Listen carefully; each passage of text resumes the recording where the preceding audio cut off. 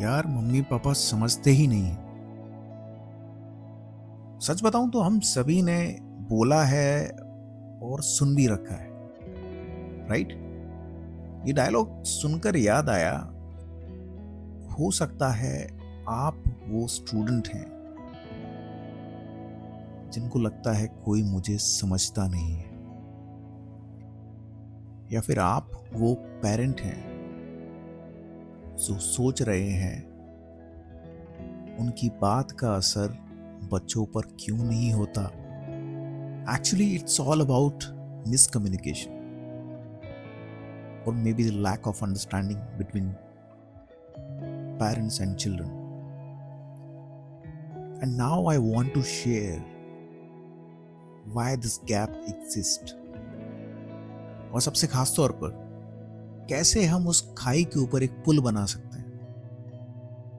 हम सभी generation gap के दो अलग अलग किनारों या छोरों पर खड़े हुए हैं, और कभी कभी ये गैप नहीं, एक गहरी खाई लगती है जिसे हम पार नहीं कर सकते। लेकिन थोड़ी देर के लिए सोचिए, अगर ये खाई नहीं हो सकता एक नया रास्ता हो तो फिर कैसा लगेगा। मेरी अपनी कहानी भी कुछ अलग नहीं है, आप जैसी ही है। आमतौर पर हम सब उस दौर से निकलते हैं जब कौन सा सब्जेक्ट चूज करना है, कौन सा करियर चूज करना है। हमसे ज्यादा हमारे पेरेंट्स कंसर्न होते हैं हमारे फ्यूचर के लिए। लेकिन उस यंग एज में एक हमारे अंदर एक रिबेल बैठा होता है जिसे बचपन से खूब कंट्रोल या डायरेक्शन में रखा गया। लेकिन वो कंट्रोल, वो डायरेक्शन कभी कभी हम उस यंग एज में मिसअंडरस्टैंड करते हैं, समझ नहीं पाते हैं, क्योंकि उसके भी कुछ वाजिब रीजन है। जिस तरह से हमें कंट्रोल या डायरेक्शन दी गई, हो सकता है उसका तरीका दूसरा हो। जिस तरीके से हमें समझाया जाना चाहिए था, उस तरीके ने शायद हमें कहीं ना कहीं एक रिबेल बना दिया। अगर पेरेंट्स हमें बताते भी हैं कि ये हमारे लिए राइट चॉइस है, ये आपके लिए सही है, तो हम उसे डेलिबरेटली मानने को तैयार ही नहीं होते। I wanted to pursue journalism when I was in 12th. I wanted to crack this IIMC exam. To be very frank, IIMC was not the gateway for me. I just wanted to run away from my home. So CLAT was the only medium for me to escape myself from this cage. यहाँ से conflict मेरा भी start हुआ। हालांकि मेरे parents का गोल और मेरा गोल सेम ही था। They wanted me to be successful in my life. उनका एक ग्रैंड विजन था, वो मैं शायद नहीं समझ पाया और वो मुझे नहीं समझ पाए। तो ये महायुद्ध सिर्फ मेरी लाइफ में नहीं है, कई सारे स्टूडेंट्स की लाइफ में, और वो इनिशियल यंग एज में बहुत घमासान होता है। It's not you are against your parents. It's all about your desires, your dreams. That's what you wished for. और मेरा भी मम्मी पापा समझते नहीं है, ये भी मेरा एक साइलेंट मंत्रा बन गया था। लगता था कि जैसे वो मेरे सपनों को अपने पैरों तले रौंद देना चाहते हैं। लेकिन एक दिन मैंने पापा के पुरानी तस्वीरें देखी, और उन तस्वीरों में मैंने वो यंग फादर को देखा जिनकी आंखों में तेज है, चमक है और काफी कॉन्फिडेंट है, जैसे लाइफ में बहुत कुछ करना चाह रहे हो। लेकिन अफसोस कि मैं उनके साथ कभी बैठकर पूछ नहीं पाया कि उनके क्या ड्रीम्स थे। और यही रीजन है कि शायद मेरे पॉडकास्ट को भी वो सुन रहे होंगे कि what was his dreams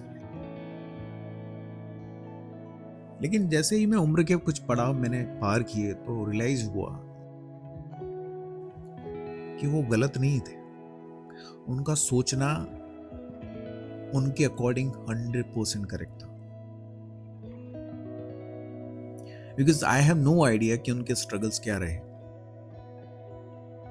I have no idea कि उनके क्या सर्कमस्टांसेस रहे, उनके क्या डर थे मेरी सेफ्टी को लेकर। बाद में रियलाइज हुआ he never wanted to control me, he just wanted to protect me. लेकिन जो प्रोटेक्शन का जो तरीका है वो तरीका हो सकता है अनजस्टिफाइड हो, लेकिन we need to understand our parents are not perfect, neither they are bad at the same time. We are evolving. और ये सिर्फ मेरी कहानी नहीं है, हम सबकी कहानी है। और साइकोलॉजी में इसे जनरेशनल स्टैंडिंग कहते हैं। हमारे पेरेंट्स उस जनरेशन से आते हैं जहां पर स्कार्सिटी माइंडसेट काम करता है। हमें ये नहीं मिला तो हम चाहते हैं कि तुम्हारा फ्यूचर बेटर हो। वो सोचते हैं सिक्योरिटी और स्टेबिलिटी के टर्म्स में। बट हमारा generation, we think in terms of abundance. हमारा माइंड इस तरह से काम करता है। आज आप देखिए हमारे पास कितनी सारी फील्ड्स में कितनी सारी ढेरों अपॉर्चुनिटीज हैं। And that is the reason you see a lot of youngsters are pursuing their passion, their purpose. They want to have good experience in their life. They feel like they want to express themselves.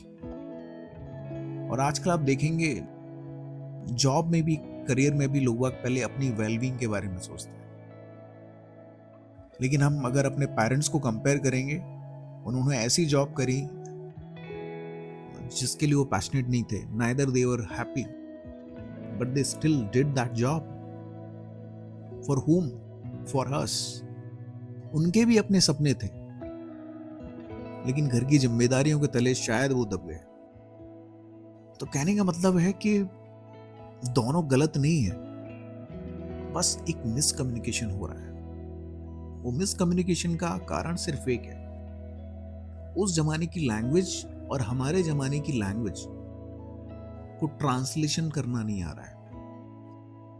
Let's understand their perspective, let's communicate, let's sit together, talk your heart. और हो सकता है शायद वो आपका perspective समझ जाए और आपका जो नजरिया है शायद उनसे बात करने के बाद एक बार बदल जाए। Keep aside your ego and talk to them. जब हम उनके नजरिए से समझेंगे तभी हमको सिचुएशन को बैलेंस कर सकते हैं। आप ऐसे सोचिए जैसे पेरेंट्स आपके घर की नींव है, फाउंडेशन है, स्ट्रॉन्ग, स्टेबल एंड सदियों तक चलने वाली अंबुजा सीमेंट की तरह। और आप घर के इंटीरियर डेकोरेटर, इनोवेटिव, क्रिएटिव और फ्यूचर के लिए बने।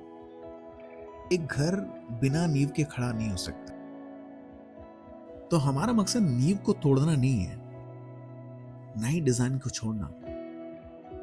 हमारा मकसद है एक साथ मिलकर कुछ बनाना।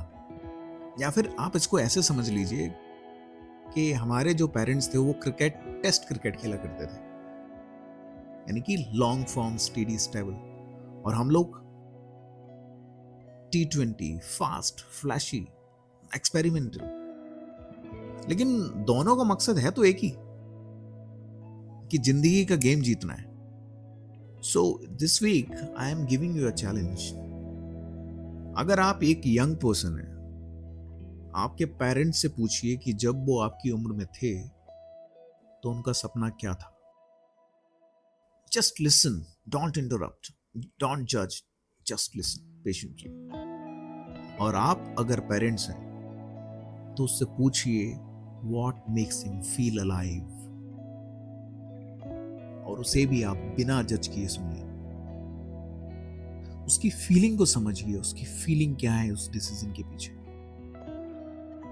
बस इतना काफी है। और ये आपके ब्रिज की पहली ईंट है। सो फ्रेंड्स, ये लाइन मम्मी पापा समझते नहीं है, इसको दोबारा से लिखने की जरूरत है। मम्मी पापा समझना चाहते हैं यार, बस हमें भी समझना होगा।